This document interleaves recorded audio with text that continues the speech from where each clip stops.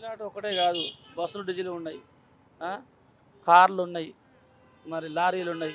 అవి మొత్తం బంద్ చేస్తే మేము ఆటోలు బంద్ చేస్తాం.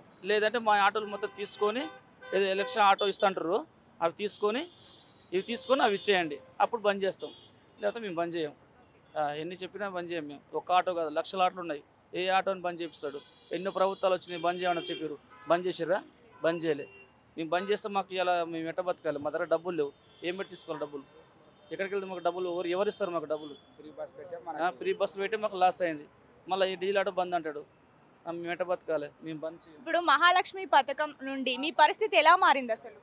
నాకు తెలియదు ఆ పథకం గురించి మేడం. అదే ఫ్రీ బస్ ఉంది కదా, ఫ్రీ బస్ నుంచి మీ పరిస్థితి ఎలా మారింది? మాకు గిరాకులు లేవు, అస్సలు గిరాకులు లేవు మాకు. ఆ డీజిల్ మందం, ఆటో కిరాయి మందం అంతే.